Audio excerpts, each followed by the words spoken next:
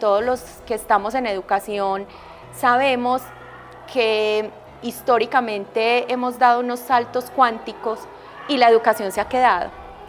Solo para traer como a imagen, cuando muestran un salón de clase en el siglo pasado e incluso antepasado y el de ahora, todavía los que tienen un tablero al frente y las sillas aquí todos organizaditos, eso es no evolución de la educación. El tema de la salud mental no es un problema, sino que es una realidad, y cuando hablamos de salud mental no podemos pensar que es una enfermedad, es que es salud mental. Entonces, es nosotros qué es lo que debemos hacer para que en estos ambientes académicos, ambientes institucionales, comunidades que se conectan, podamos tener unas sanas relaciones, una buena convivencia, el respeto.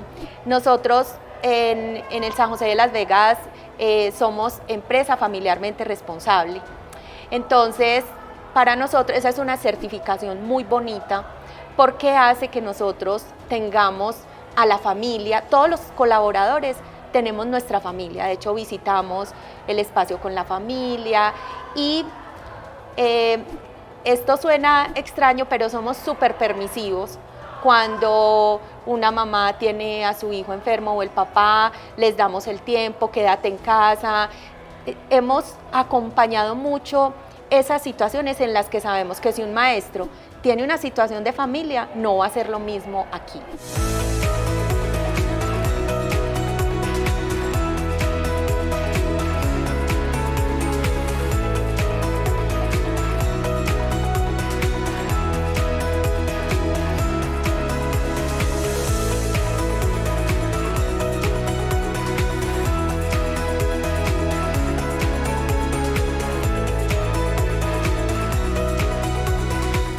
Si los empleos del mañana aún no se han creado, ¿qué estamos formando hoy en nuestras aulas?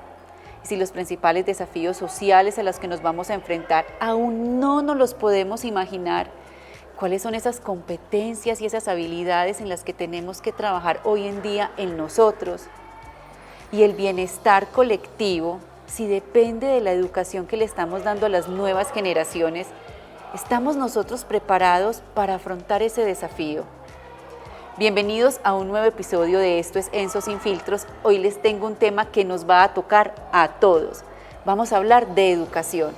Vamos a hablar de sus principales desafíos hacia el futuro, pero también vamos a hablar de lo que más nos preocupa hoy en día en la formación de nuestros niños y de nuestros jóvenes para que puedan tener una vida con propósito, una vida con sentido, una vida con bienestar en un mundo que cada vez es más complejo para ellos.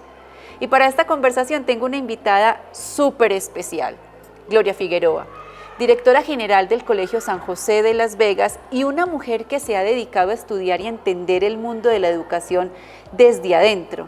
Con ella vamos a reflexionar sobre todos estos desafíos que nosotros tenemos hoy en día. Gloria, bienvenida a Enso Sin Filtros, estoy feliz. Ahorita que antes de empezar a grabar conversábamos y yo decía, ay, voy a tener que cambiar todas las preguntas con esta mujer tan maravillosa de lo que estamos hablando. Bienvenida, gracias por acompañarnos. Quisiera que nos contaras hoy, a ti qué te preocupa en el mundo de la educación, pero también qué te ilusiona, porque es que a veces vemos todo con tanta desesperanza. Así es, bueno, me encanta poder estar aquí compartiendo contigo, además en esa conexión con Primera Infancia que nos unió en la historia y especialmente hablando de un tema tan importante para nuestro país, para el futuro de nuestro país.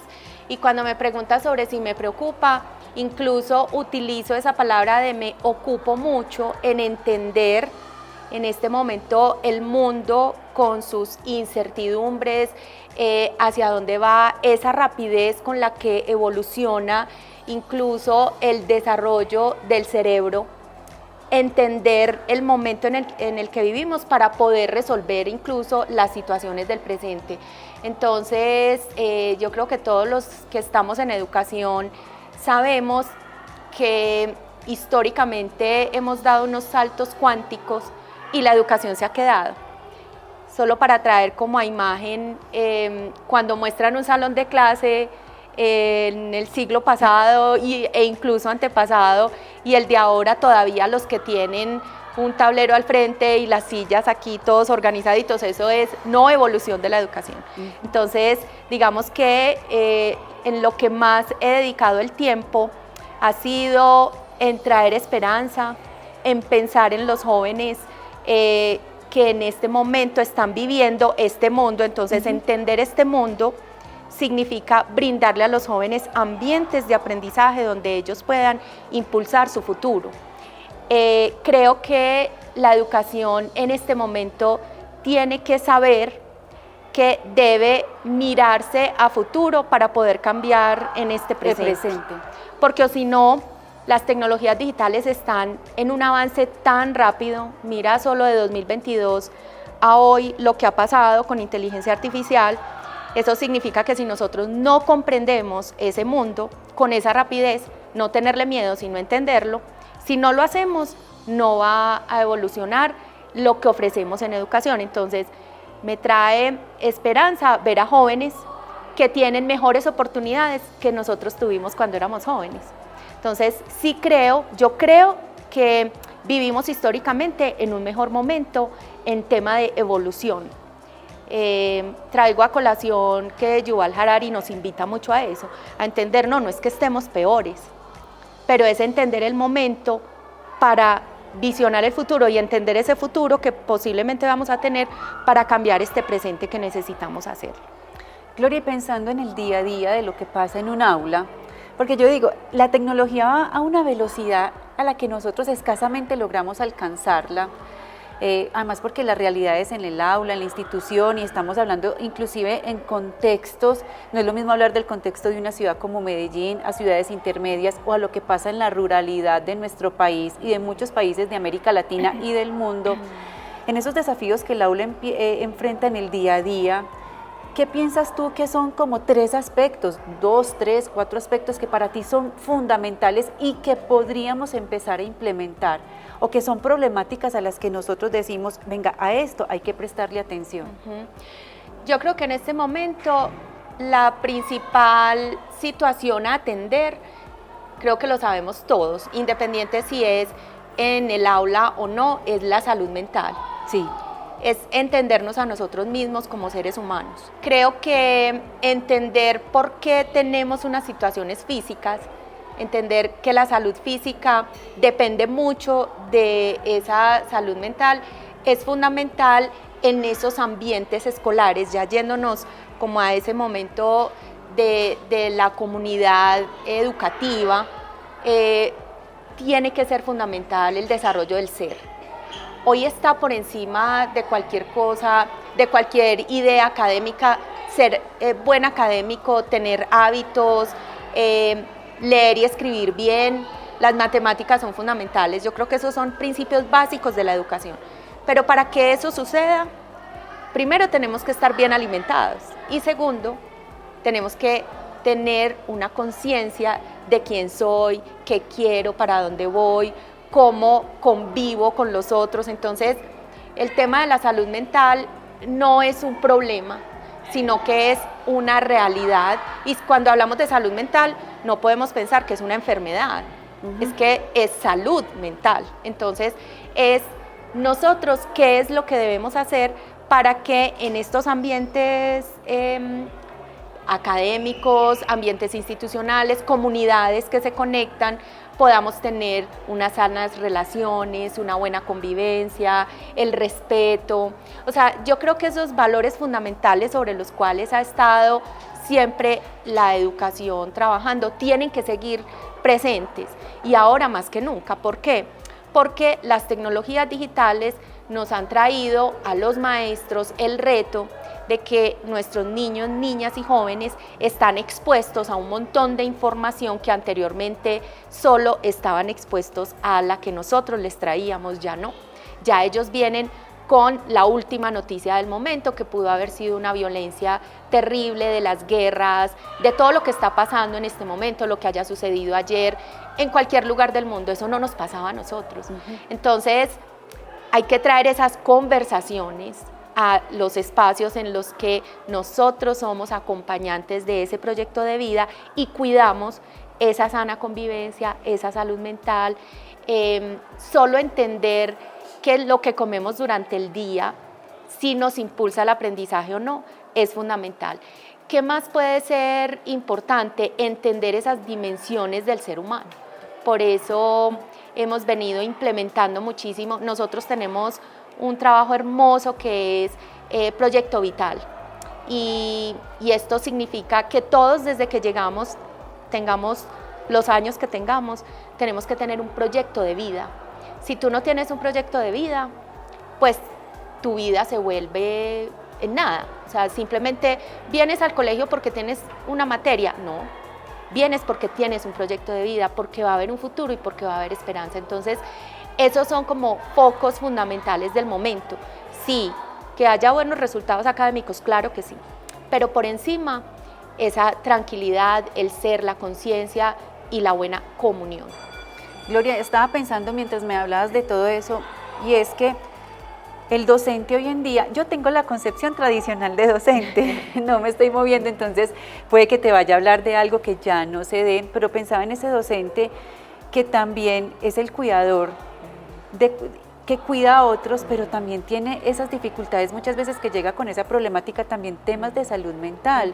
Y hoy pensaba en las estadísticas que nos están dando, es que nos estamos enfrentando a esas realidades, que decía, por ejemplo, el Ministerio de Salud y el Ministerio de Educación en Colombia, 1 de cada 7 niños están presentando problemas de ansiedad y de depresión, y llegan al aula con el docente que probablemente también esté enfrentando una situación similar. ¿Cómo hace un entorno escolar y académico para cuidar a los cuidadores y garantizar esa salud de la que tú nos estás hablando? Yo no sé si garantizarla, pero por lo menos generar un ambiente donde todos también podamos estar trabajando en ese proyecto de vida con la tranquilidad de saber que de pronto sí lo podemos conseguir. Me encanta que traigas este tema porque lo voy a conectar conmigo misma.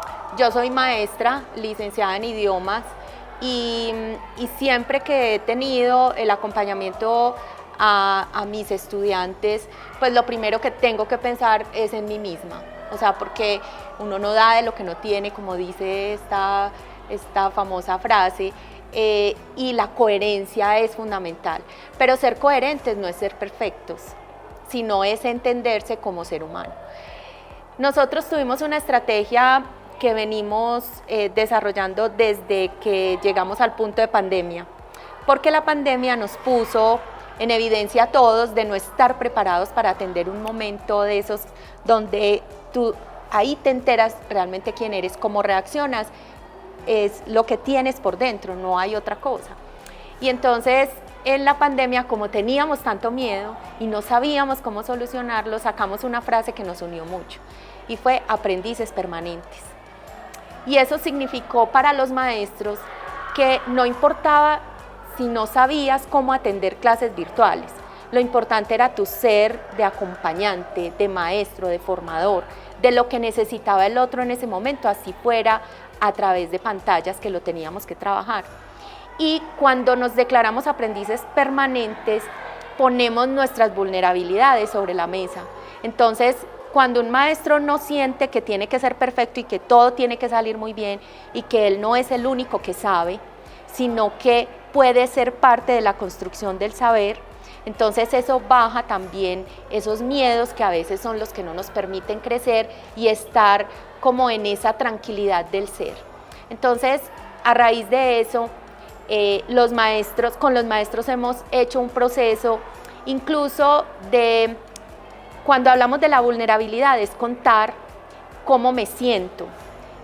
Hacemos talleres y hacemos entrenamiento, lógicamente en cosas académicas sí, en tecnologías digitales claro que sí, pero sobre todo la riqueza mayor para poder tener unos buenos niveles de comunidad y de relacionamiento está en las conversaciones y los talleres que hacemos alrededor de estos temas, alrededor de decirle al maestro, tú eres humano, estás en camino de aprendizaje constante. O sea, nosotros hicimos un trabajo muy importante que fue quitar un poco, sé que es polémico, pero quitamos la palabra enseñar del centro. Trajimos al estudiante en el centro y hablamos de maestros inspiradores. Entonces, el maestro debe ser inspirador y para eso tengo que inspirarme a mí mismo. Y cuando ponemos la palabra aprendizaje en la mitad, el maestro también aprende. Entonces, no es el maestro perfecto, no es el maestro que tenga miedo de decir tengo un mal día, tengo una situación con mi familia. Nosotros en el San José de Las Vegas somos empresa familiarmente responsable. Entonces, para nosotros esa es una certificación muy bonita porque hace que nosotros tengamos a la familia, todos los colaboradores tenemos nuestra familia, de hecho visitamos el espacio con la familia y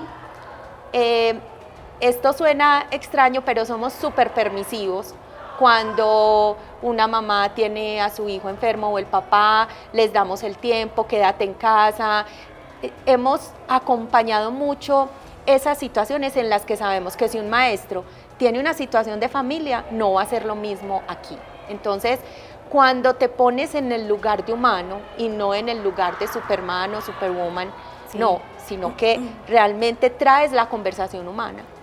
Eso ayuda mucho y permite que el maestro pueda estar bien, de lo que hablábamos ahorita, salud mental, salud física, le trabajamos mucho a que hagamos ejercicio, a que comamos bien, tenemos muchos tips en los que desarrollamos y hemos venido implementando los objetivos de desarrollo interior que nacen como de esa perspectiva global donde esperábamos que el mundo pudiera hacer unas transformaciones para la sostenibilidad y como no se lograron, se encontró que es que si el ser humano no está bien y no cambia al interior, no va a poder cambiar lo externo.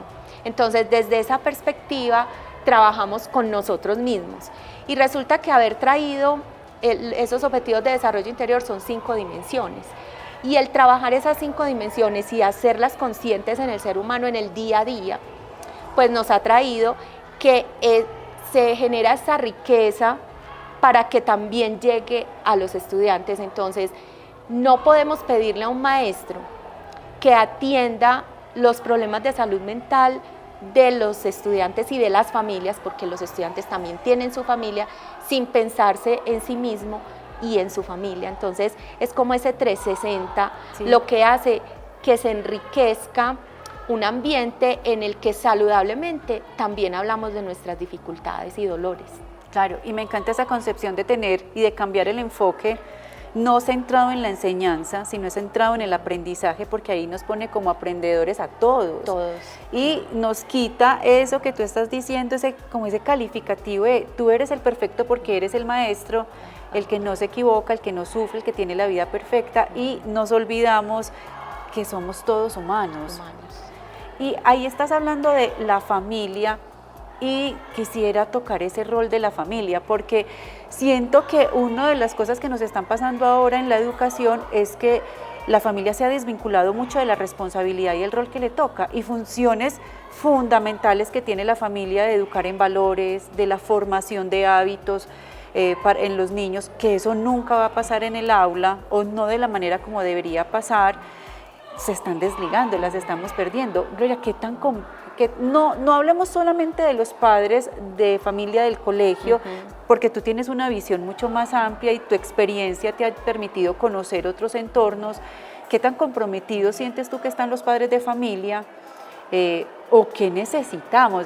Como un consejo para ellos, una pequeña acción, algo que realmente sea significativo y que los involucre porque sabemos que ellos son fundamentales en el proceso. Inclusive hay estadísticas que dicen que cuando la familia realmente está involucrada, el rendimiento sube en todas las dimensiones. Tal cual. Yo creo que la familia siempre va a ser la base fundamental de cualquier país, de cualquier nación.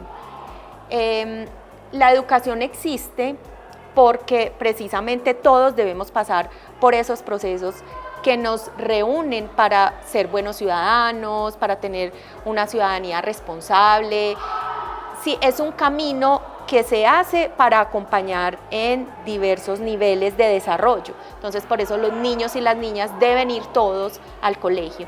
Pero eso no suple que yo nací de una madre y que desde el vientre tiene que haber unas responsabilidades con ese acompañamiento y nacimiento.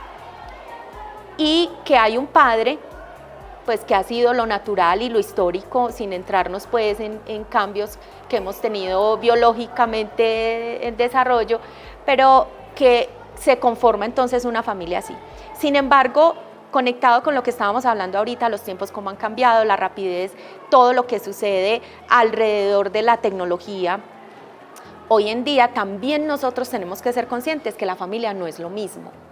Y que el entorno familiar sigue existiendo, no en esa misma conformación de antes, y que eso es lo que genera esos desafíos. Entonces, tú puedes encontrar familias donde, aunque estén papá y mamá viviendo en el mismo hogar, realmente la crianza la tiene o la empleada, o la tiene el abuelo, o la abuela, la tía, el que no trabaja.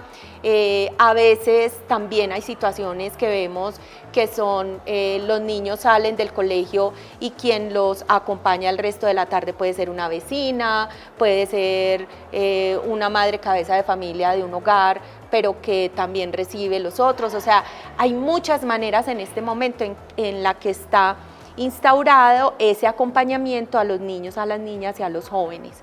Y nosotros debemos reconocer ese cambio. Entonces, por eso la discusión no debe ser de quién es la responsabilidad, sino más bien cómo nos responsabilizamos todos de ese ambiente y ese camino en el que acompañamos a esos niños, niñas y jóvenes.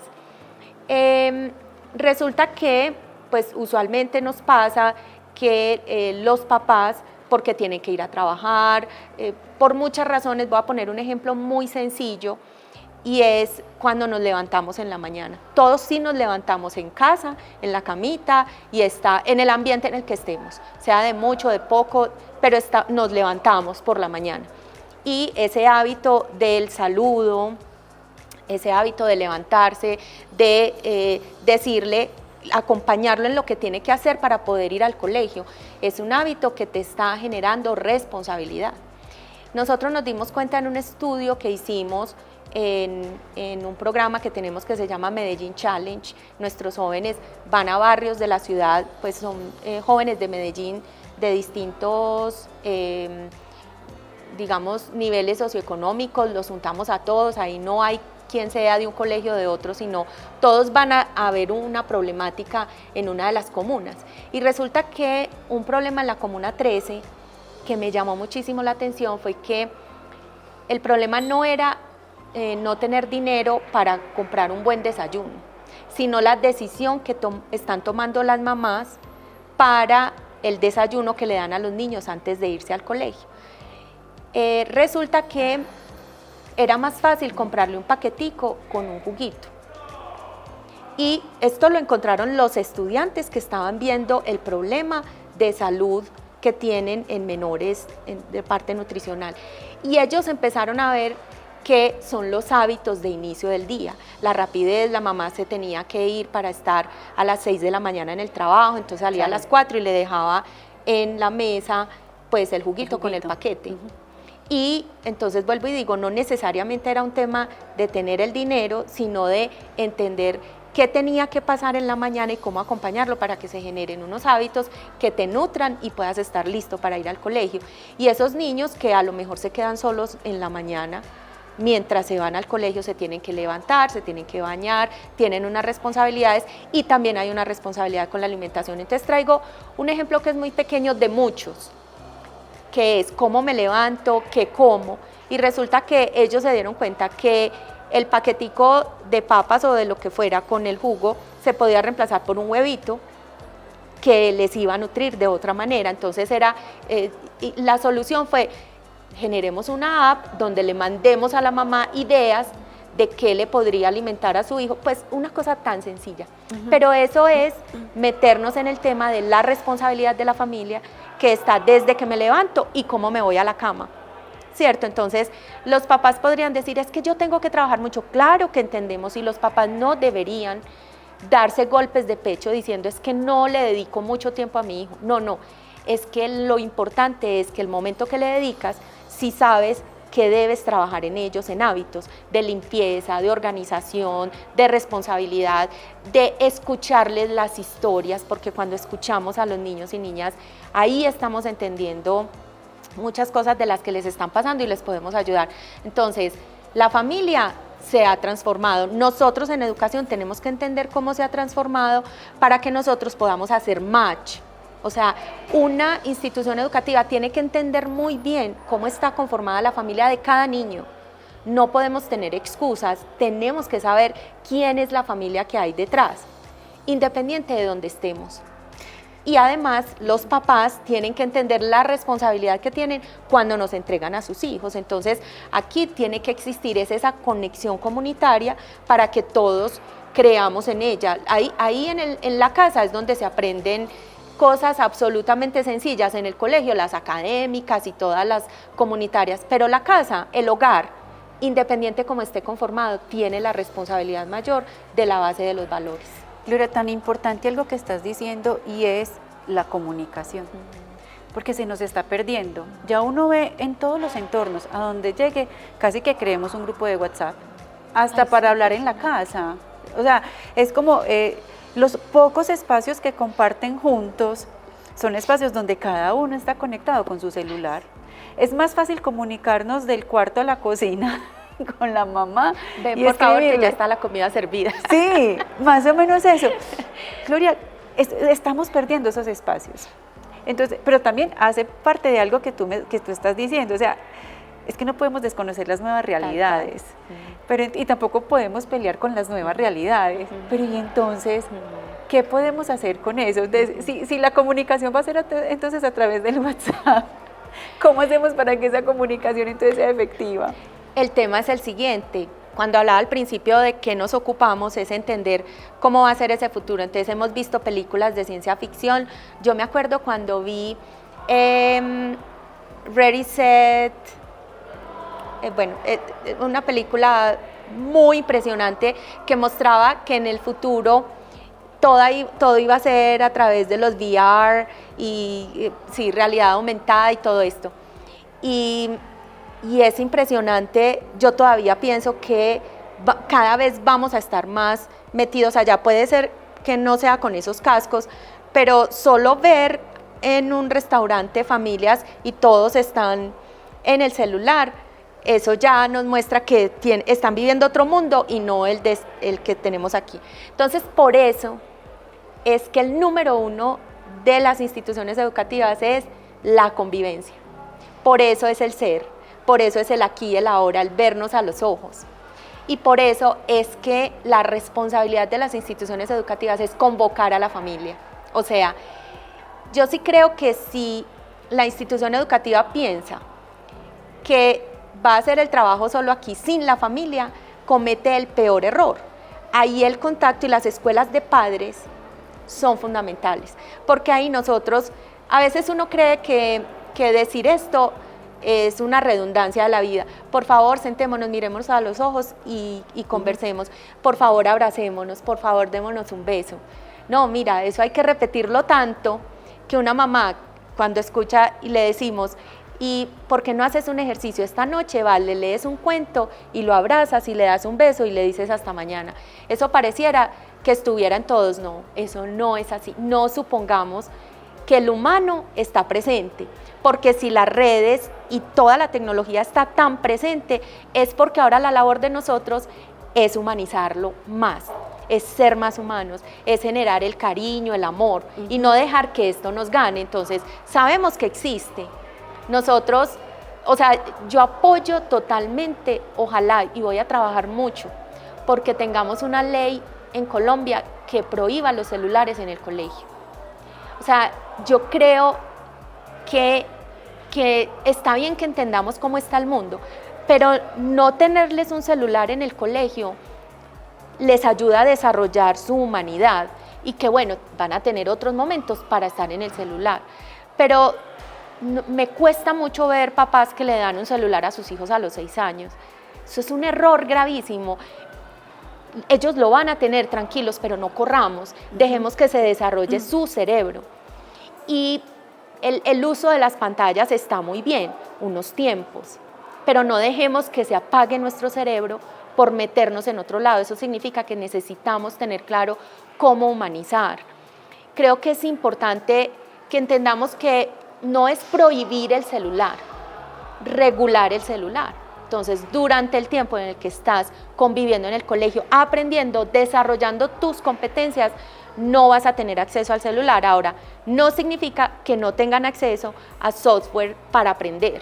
Ajá. Claro, porque nosotros, una tarea fundamental que tiene educación en este momento es entender cómo aprendemos dentro de los software educativos.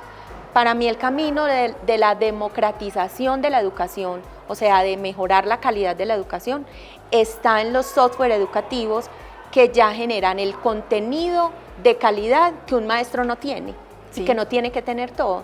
Pero eso nos trae este reto de cómo mantener la comunicación con el humano y no solamente meternos en ese mundo digital, que sí es importante, pero ser más humanos es nuestra labor primordial. Y estoy pensando, vuelvo a lo que estabas diciendo ahorita, cuando ponemos el aprendizaje en el centro y al estudiante en el centro, es que pensamos que el único que está aprendiendo es el niño o el joven. Y yo decía, ahora es el adulto el que está llamado a volverse otra vez humano, a desconectarse. Entonces me imaginaba, ¿y qué tal si es el niño en el que la institución educativa empieza a desarrollarse eso desde el interior y es el que va y lee el cuento, da el abrazo y da el beso de buenas noches al papá, que se le está olvidando que eso es fundamental? Eso es hermoso. Sí. Además porque los niños, tú sabes, esponjas, sí, aprenden. A nosotros nos ha pasado algo hermoso y es que les trabajamos, todo es por proyectos, porque además creo que la educación tiene que ser así, ya no es por materias, sino por temas reales de vida. Y los niños aprenden tanto que van a la casa y le dicen a los papás, no estás reciclando, no deberíamos comer esto, deberíamos comer esto otro, porque es su proceso de vida, están viviendo y aprendiendo desde la realidad. Y además también nos ha pasado algo muy bonito con el proyecto de Medellín Challenge, porque los jóvenes, cuando se juntan desde diversas perspectivas, además conocen esas realidades, las problemáticas, y son ellos los que invitan a los maestros a aprender y a solucionar con ellos. Entonces, el maestro ahí es acompañante como del ambiente que se genera para el aprendizaje, pero es aprendiz cuando hace parte de la solución de un problema. Entonces, eso hace que todos estén en las mismas condiciones de aprendizaje. Eso es muy bonito porque genera un principio de autoridad en el acompañamiento desde el maestro, pero un principio de oportunidad de crecimiento, de aprendizaje en el maestro también. Claro. Gloria, ¿qué tan factible ves tú que esto funcione en un modelo de educación pública? ¿Se puede llevar hasta allá? Porque muchas veces los docentes en educación pública dicen, yo con un grupo de 40 estudiantes sigo con la educación tradicional, porque es lo más fácil y garantizo simplemente el desarrollo de sus competencias básicas en lectura, escritura, matemáticas, en su racionamiento lógico y comprensión lectora, que seguimos teniendo deficiencias ahí, pero el maestro entonces dice, no soy capaz de salirme.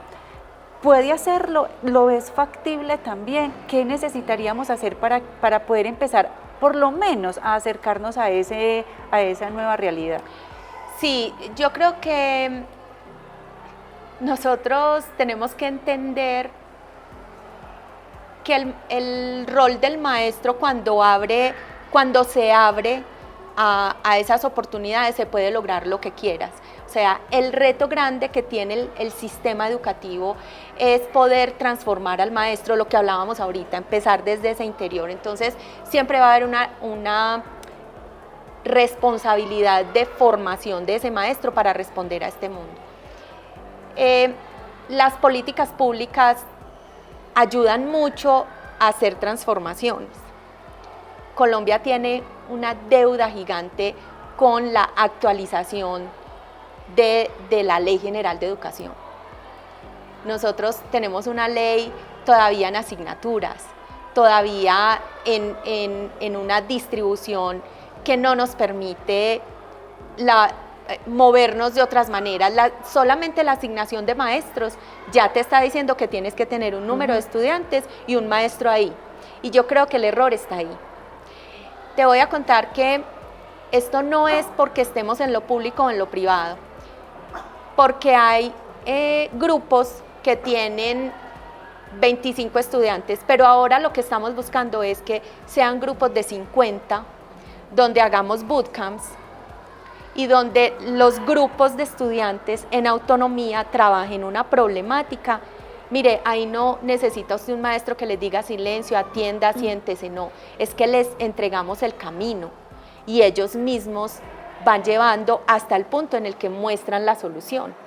Entonces, cuando tú tienes la idea de que son ellos los que van a aprender y tú generas el ambiente de aprendizaje, nosotros le llamamos experiencia de aprendizaje, ahí no tiene que haber número de estudiante por maestro, claro. Ahí tiene que haber dónde estamos centrados en el aprendizaje con un proyecto de vida que realmente sí lo conecte con el diario y el estudiante quiera aprender. Nosotros tenemos estudiantes en grado cuarto o quinto tocando temas ya científicos porque su proyecto se lo está pidiendo. Entonces no es la asignatura que si tú no ves esto no puedes aprender esto y no puedes aprender aquello, no. Es que lo que tendríamos que hacer es una revolución metodológica para dejar de pensar que la centralidad que tiene este país, donde dice cómo tiene que ser el currículo, aunque sí hay unas libertades que uno puede manejar, pero la distribución incluso solamente de los maestros por asignatura le hace mucho daño a esas posibilidades que pudiéramos tener de futuro. Entonces ahí hay un reto muy grande en el que todo el país deberíamos trabajar, porque yo creo que yo no conozco ningún colegio hoy que no esté haciendo un proyecto. Casi todos hablamos de estamos en este proyecto, pero tenemos que responder por un montón de asignaturas y eso nos quita muchas posibilidades. Gloria, ¿tú crees que de pronto que nos sigamos midiendo a través de los resultados de pruebas hace que sigamos apostándole a un sistema tradicional y no a este del que tú estás hablando? Bueno, voy a contar una anécdota impresionante. Un día llegué a una reunión y estaba la viceministra de Educación de Canadá. Yo no me acuerdo si ese es su cargo, pero era como en esa línea. Habían muchas personas importantes, era una reunión online, íbamos a hablar de los resultados del mundo. Y ella empezó diciendo que lamentaba mucho que ellos en Canadá estuvieran de sexto lugar. Eso fue el año pasado. Y entonces yo era la única colombiana y le dije, no, pero ¿cómo se te ocurre decir eso? Nosotros estamos en el último lugar. Y se me ocurrió decir una cosa que pensaba antes de esa conversación. Y entonces yo le dije, claro, pues que es que yo no entiendo cómo nos miden igual, ustedes, un país desarrollado y nosotros no, y entonces me quejé por eso. Pues esta mujer me ha dado una cátedra con regaño, diciéndome, ¿y a ti cómo se te ocurre pensar que por las condiciones económicas el cerebro tuyo es menor que el de nosotros? Entonces ahí se generó una conversación durísima y al final entendí una cosa, porque no puedo contar pues toda la historia, nos alargamos mucho, pero entendí una cosa y dije, claro, si no hay una medición que nos diga hasta aquí puedes desarrollar tu capacidad de comprensión lectora, analítica, matemática, entonces nos vamos a quedar en el nivel que pensamos cada uno. Yo creo en las pruebas, creo que nos han demostrado niños pueden estar en lo rural, pueden estar en la ciudad, en un país desarrollado, no, que si están expuestos a un buen ambiente de aprendizaje, pueden lograr esos mismos niveles. Entonces, ¿qué tal si pensamos que nosotros hemos sido los que a veces generamos ese ambiente de no inclusión de todas las posibilidades y creemos en que todas estas metodologías y todas las posibilidades que nos han traído las tecnologías digitales son la posibilidad de mejorar esos niveles que no hemos tenido y que además pienso que han estado, si la educación había estado solo pensada desde la enseñanza del maestro y uno no da de lo que no tiene, entonces era el maestro el que enseñaba desde sus posibilidades.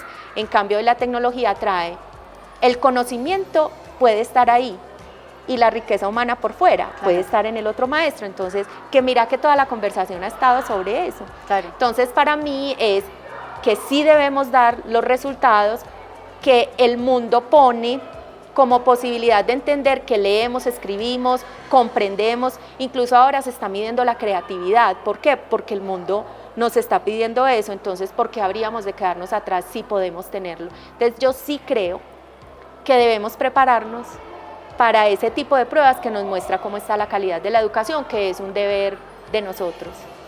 Casi que la tecnología, con lo que tú estás diciendo, democratiza un poco más esa posibilidad de estar, porque no se trata de competir de quién es mejor o no, sino también de saber cómo estamos nosotros realmente, y cada individuo, cada lugar, cada institución, cómo está realmente en sus proyectos educativos. Exactamente. Gloria, pero eso nos abre la puerta a un tema que es inteligencia artificial y tecnología, sí. O sea, que nos está tocando hoy en día. ¿Cuándo sí y cuándo no? Yo pienso que cuando sí siempre. O sea, decir cuándo no es más difícil ahora que cuando sí. Sí. Entonces, es como en los procesos educativos, tú tienes que naturalizar el porqué de las cosas, entenderlo. Entonces, nada, bienvenida a la inteligencia artificial, bienvenida a esa posibilidad. Es que me encanta democratizar la educación. Eso nos ha traído unos retos de posibilidades. Mire, a mí el mejor resultado de esto ha sido que un chico puede aprender inglés sin necesidad de estar en la clase de inglés. Hemos tenido estudiantes que tienen mejores resultados que el nivel de inglés del maestro colombiano. ¿Por qué? Porque están expuestos a otro tipo de cosas. Entonces, la inteligencia artificial no tiene que ver con hacer trampa, no, porque si están fundamentados los valores en ti, eres capaz de reconocer que esto me ayudó a hacerlo la inteligencia artificial. ¿Y por qué sentirnos mal de que la inteligencia artificial nos ayudó?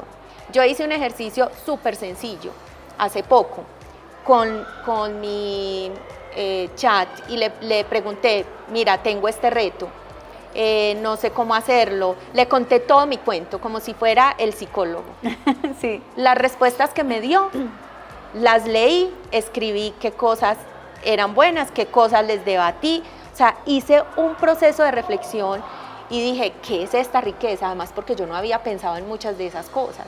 Entonces, creo que es una mano derecha, es un auxiliar, pero lo importante es entender mi lugar como humano y por qué me potencia, pero no cómo me reemplaza, ¿cierto? Entonces es encontrar ese equilibrio y pienso que debe estar en el currículo, en el desarrollo del pensamiento computacional desde el preescolar y tener todo un recorrido hasta 11 donde entendamos el para qué utilizarla, pero no podemos empezarla tarde y mucho menos empezarla como si fuera una prohibición del celular, porque ahí estamos combinando dos cosas que no son.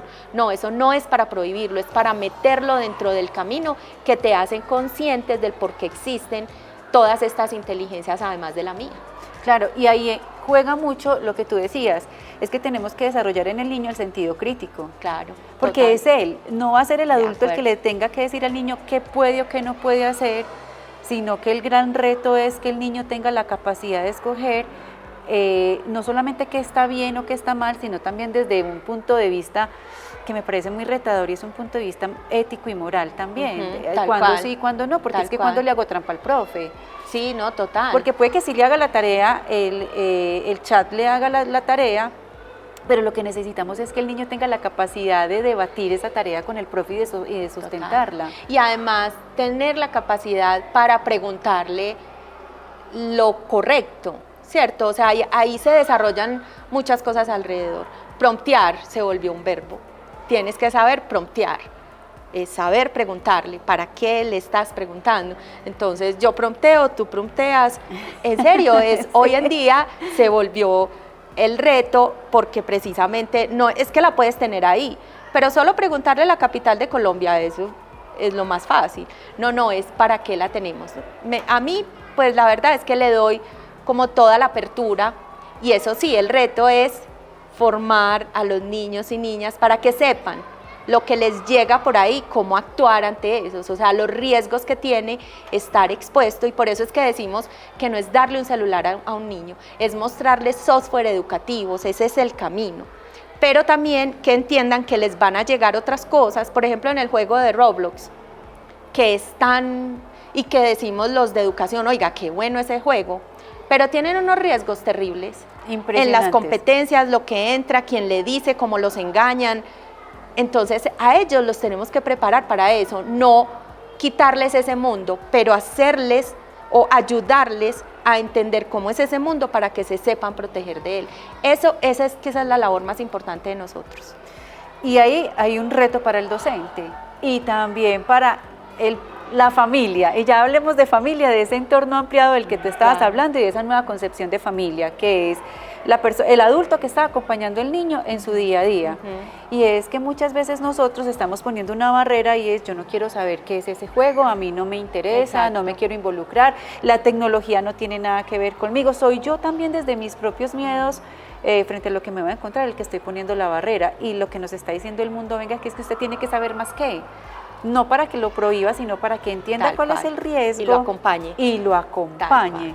Y sepa también cómo va a cambiar, si está cambiando su comportamiento, porque es que tú estás acá tocando temas a los que también es una realidad de los colegios, lo que se están enfrentando los niños, el consumo de sustancias, los vapeadores ahora es una problemática que está empezando a los 11 años y es una realidad que tenemos nosotros en el país. Tal cual. Que cómo inciden estas plataformas y estos juegos en que los incitan a que eso pase, los temas de salud mental, los temas de acoso escolar, el riesgo que tienen de ser utilizados en explotación sexual, a través de las plataformas también digitales. Y de hecho, ahora que salió la ley de educación socioemocional, pues a mí me parece bien porque necesitamos esa línea general, pero es que creo que eso no puede ser una cátedra.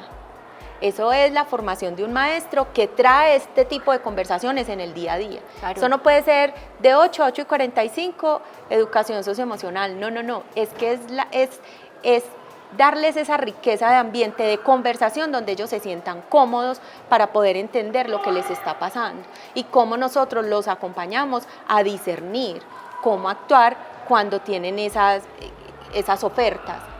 Eso no se va a acabar, pero nosotros no podemos descansar o rendirnos.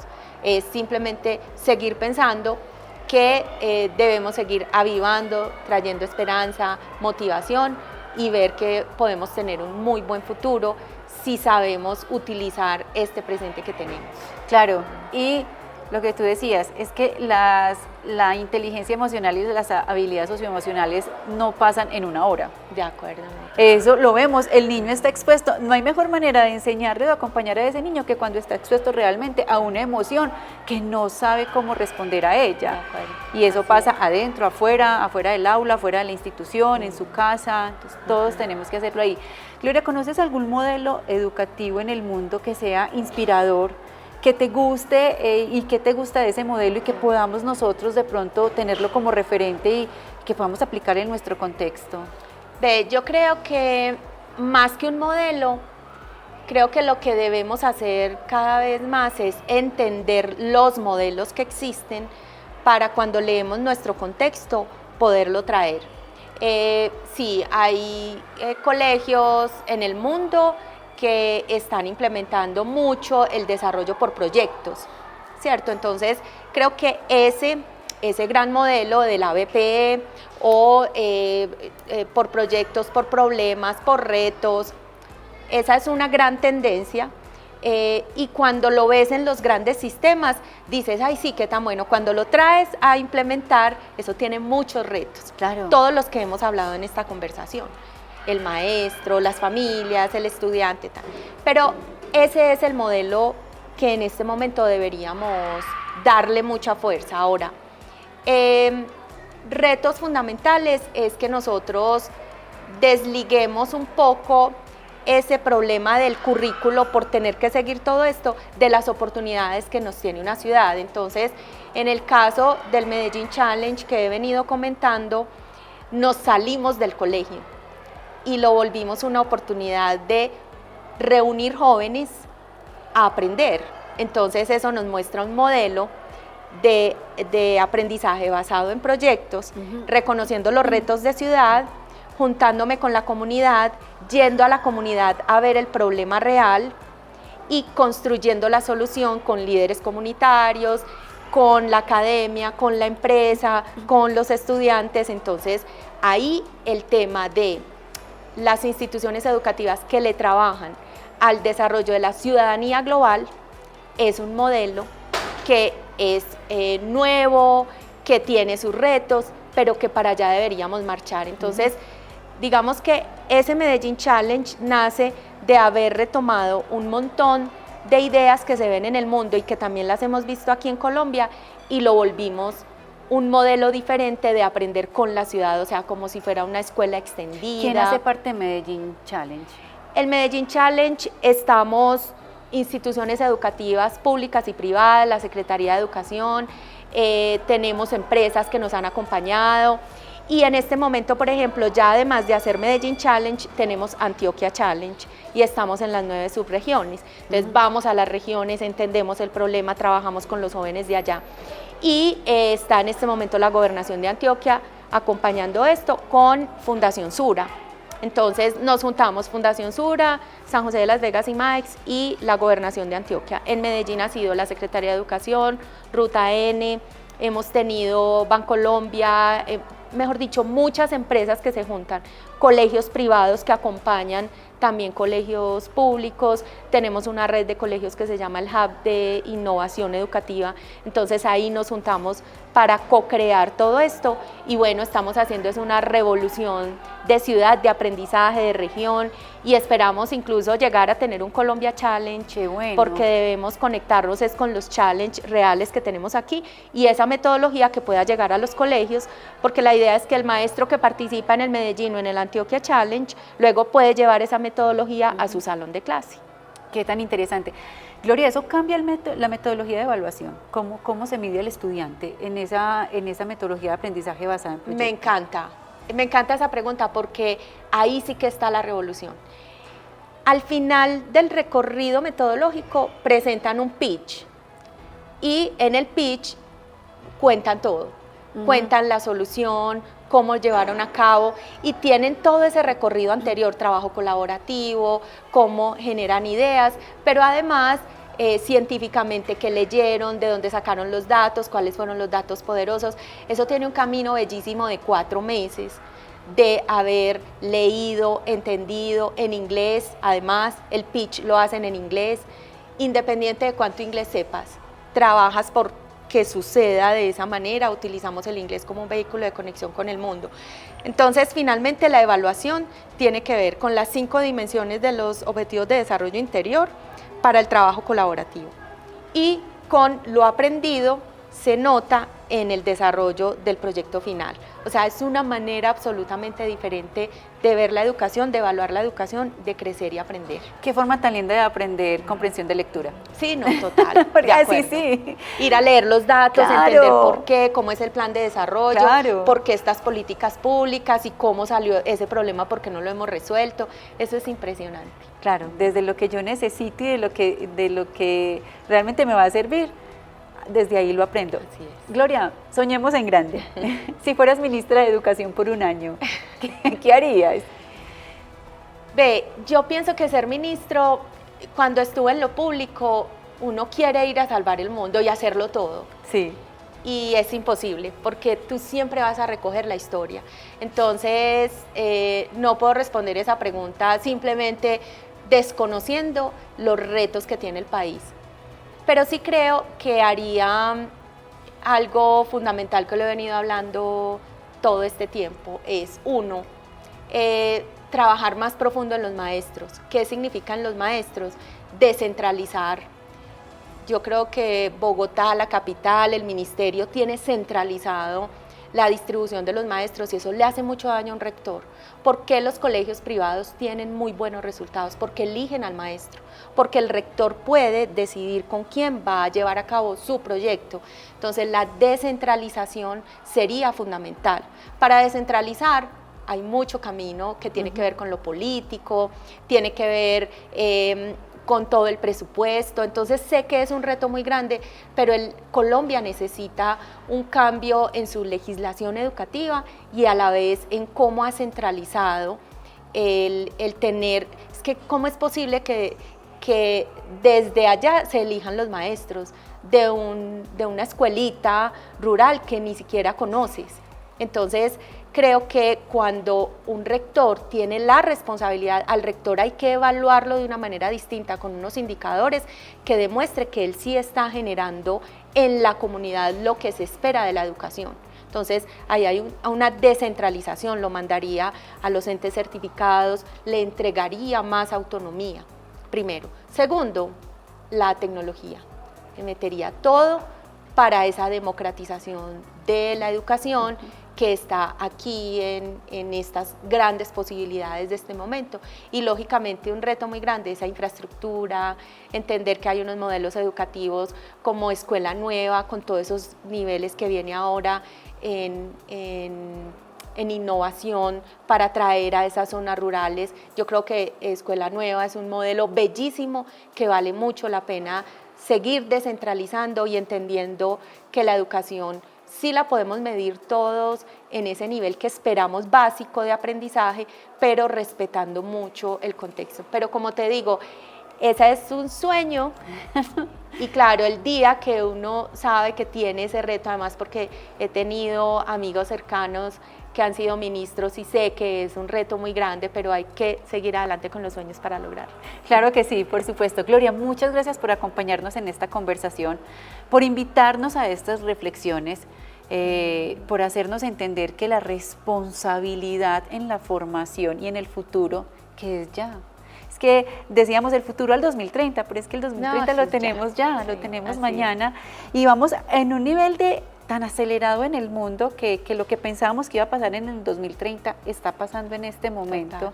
Por invitarnos a esa reflexión, por compartir este espacio con nosotros y por dejarnos tantas preguntas. Ahora pensaba, ¿cómo hago para que todo lo que hago en la vida lo desarrolle a través de aprendizaje basado en proyectos? De volverme un aprendiz de la vida, una de las mayores habilidades y competencias a las que estamos llamados hoy todos como seres humanos. Exactamente, no, muchas gracias por tener este espacio para conversar sobre educación. Creo que es fundamental para todos, somos aprendices permanentes. Eso tiene que ser lo que debemos mantener en nuestra mente y sobre todo ahora pensándonos en esa economía silver, en que tenemos más longevidad, en que los que somos mayores de 50 estamos en plena juventud, entonces con mayor razón, aprendices permanentes. Así es, y me quiero quedar con esa invitación, aprendices permanentes y sobre todo saber que somos humanos. No hay ninguno que sea perfecto, bajémonos de los ideales de ser humano, simplemente entendámonos como somos y tengamos la disponibilidad de aprender y la capacidad de aprender todos los días de todo. Hoy podemos enseñar nosotros a los niños, pero también ellos son unos grandes maestros de nosotros. A todos ustedes, gracias por acompañarnos, por vernos, por escucharnos. Los invito a que se suscriban al canal y a que nos cuenten qué les parece este tema, cuál es su principal desafío, si es papá o es mamá, qué se lleva de esta conversación, qué quiere empezar a implementar desde hoy. ¿Quiere usted leer el cuento y dar el beso de las buenas noches o también dejarse de leer el cuento y recibir ese beso de las buenas noches? Hasta que nos volvamos a encontrar en un nuevo episodio de Esto es Censo Sin Filtros.